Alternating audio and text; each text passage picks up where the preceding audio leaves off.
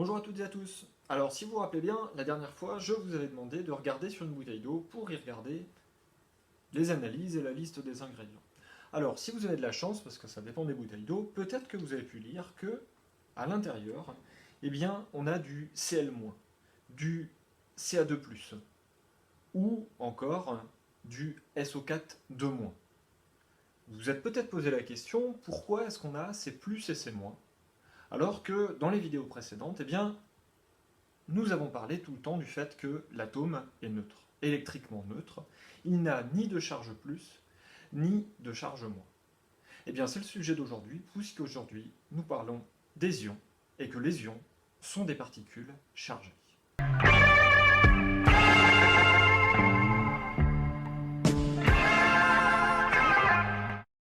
Pour en parler, eh bien, nous allons reprendre notre modèle ici, de manière à ce que tout soit plus clair. Nous avons ici un atome. Un atome qui comporte 3 protons, 3 neutrons et 3 électrons. Nous avons donc bien un atome, électriquement neutre, 3 charges moins, 3 charges plus. Cet atome, il a 3 protons, donc si je vais voir dans mon tableau périodique des éléments, je me rends compte que c'est un atome de lithium. Cet atome de lithium, eh bien, il va pouvoir lui arriver certaines choses. Par exemple, il pourrait perdre un électron. Si mon atome de lithium perd un électron, je me retrouve donc avec 3 charges positives, 2 charges négatives. Plus 3 moins 2, ça me donne plus 1. J'ai donc du lithium chargé positivement, du lithium plus, que je vais donc noter par la lettre qui lui correspond, ou les lettres qui lui correspondent, Li, associé à un petit plus ici, qui montre que c'est un ion chargé positivement. Ces ions chargés positivement, eh bien, on les nomme cations. Alors, tous les éléments chimiques ne sont pas capables de perdre des électrons, seulement une certaine partie d'entre eux. Alors pour le moment, vous n'avez pas besoin de savoir quels sont les atomes qui sont capables de perdre un électron. C'est quelque chose que vous verrez au lycée, où on vous apprendra les règles qui permettent de déduire lesquels sont capables de perdre un électron et lesquels sont capables de gagner un électron, puisque certains atomes sont capables d'en gagner. On revient dans un instant. Donc lui, c'est l'atome de fluor. Il a beaucoup plus de protons, à vrai dire il en a 9. Un numéro atomique de 9, c'est bien l'atome de fluor. Et cet atome de fluor, eh bien, il a lui la capacité, non pas de perdre un électron, mais d'en attraper un, de gagner un électron, et donc de gagner une charge négative.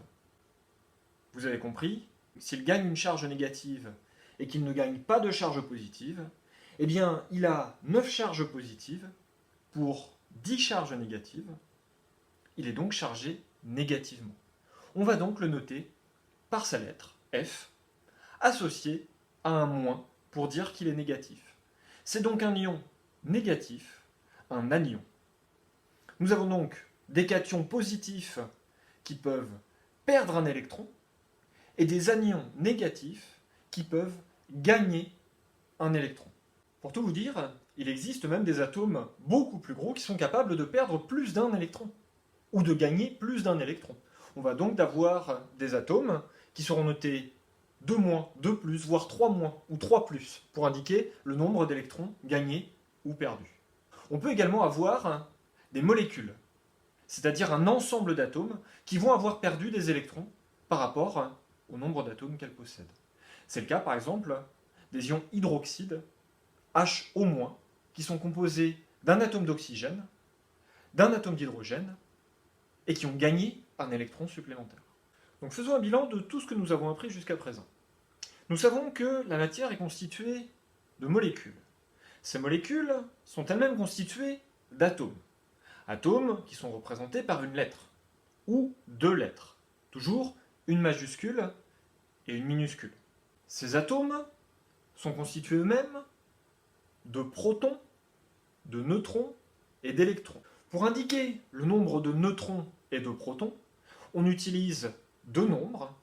Un nombre qui s'appelle Z, et qui est le numéro atomique, il représente le nombre de protons. Un nombre que l'on appelle A, qui s'appelle le nombre de masse ou nombre de nucléons, et qui représente, comme son nom l'indique, le nombre de nucléons, c'est-à-dire le nombre de protons plus de neutrons. Le nombre d'électrons est toujours égal au nombre de protons si c'est un atome, mais de temps en temps, nous pouvons avoir des ions qui ont gagné ou perdu un électron. On utilise alors le symbole de l'atome, associé à un petit plus ou un petit moins, pour indiquer le nombre d'électrons perdus ou gagnés.